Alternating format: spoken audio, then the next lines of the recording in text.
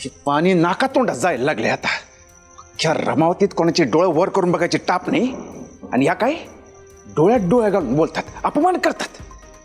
आणि काय तर म्हण गुंड मवाली, आणि हे काय शॉर्ट मेमरी. आणि आता नवीनच खोलीत का आलायस, निघ बाहेर बाहेर. हेच चालू असते यांचं. देश प्रताप मक्तेदार काय चाललंय तुमच्या राज्यात, अति झालं आता. हे काय राज्यात सगळं कुशल मंगल काय ते दिसेना, तिथं दिसेना तिथं दिसेना, शोध कुठं शोध. ए काय बोलायला लागलेस? काय बोलायला लागलो म्हणजे?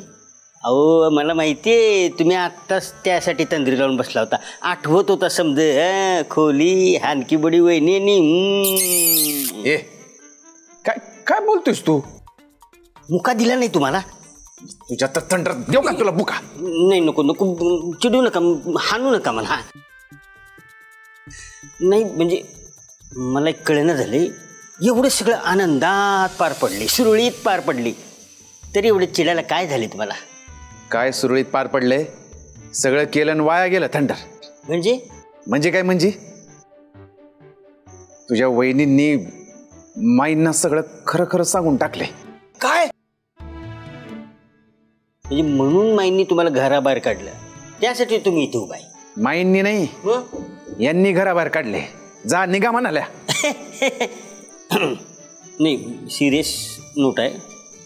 मला असं सिरियसली वाटते त्याच्याला, या जगात उंदीर मांजर मित्र होती, खरं तुम्ही दोघं एकत्र यायला येळ लागणार. पण काळजी करू नका, यावर माझ्याकडे एक उपाय आहे. मी काय म्हणतो, तुम्ही जरा थंडर आता तू काही म्हणू नको, तू जा घरी जा. नाही ऐकून तरी जा म्हणलं ना थंडर. निघ निघ. शहाणपणा सांगतोय.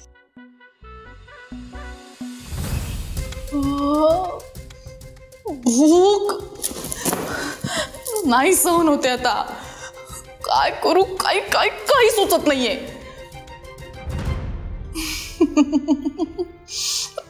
पित्त वाढणार आहे माझा या सगळ्यामुळे. मूर्ख स्टुपिड आला माझ्याशी भांडला, वरून नुसती बडबड करून गेला. इथं मी उपाशी राहिले ना.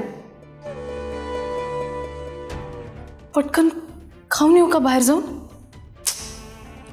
परत कोणीतरी म्हणेल स्वतःच्याच घरात चोरून का खातीयस. अरे यार काय करू.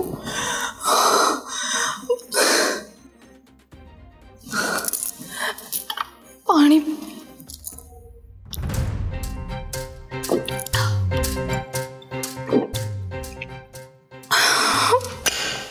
पाणी पिऊन पिऊन पण कंटाळा आलाय आता.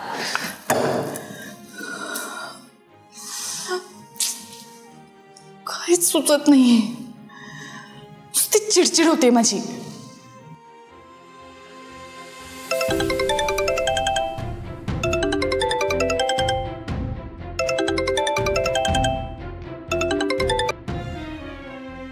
बोल आहे काय ग? काय ग, तुला कोणी काही बोललंय का? नाही.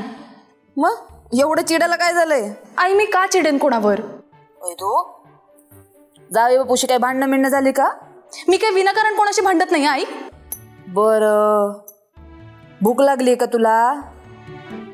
हो. अगं मग बाळा जेवून घे ना. हा कस? अगं अगं आता लक्षात आलं माझ्या. कसं असतं, जेवण बनवणारा असतो की नाही, त्याचं जेवणाच्या वासनच पोट भरतं, मग त्याला भूकच लागत नाही.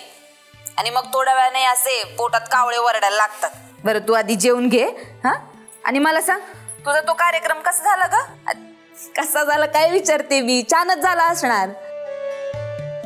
अगं आपल्या त्या बाजूच्या बारसकर काकू आहेत बघ, त्या भेटल्या होत्या. त्या आल्या होत्या ना तुमच्याकडे महाप्रसादाला.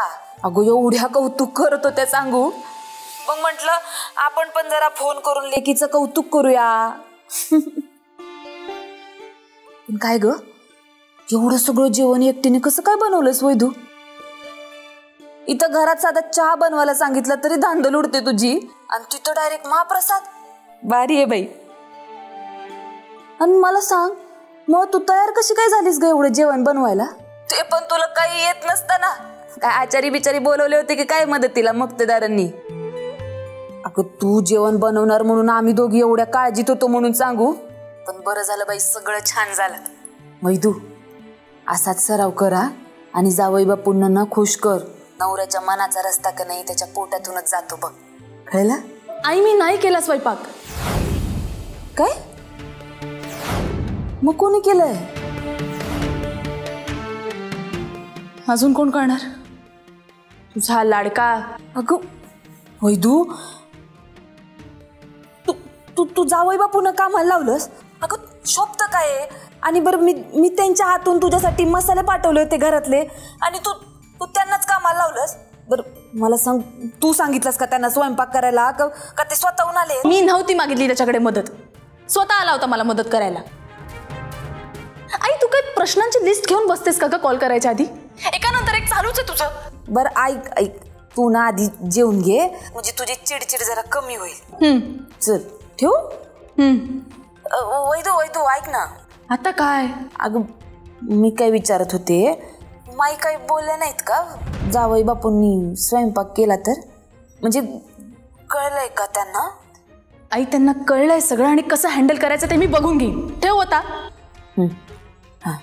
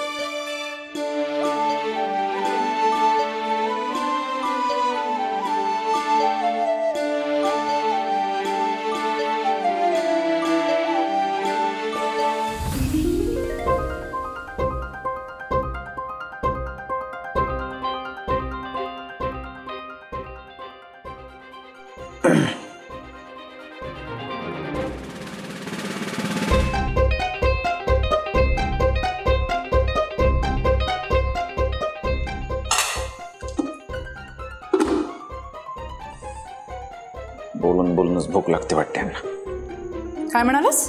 काय तुम्हाला पण नाही ऐकण्याचा प्रॉब्लेम आहे काय? मला पण म्हणजे काय नाही.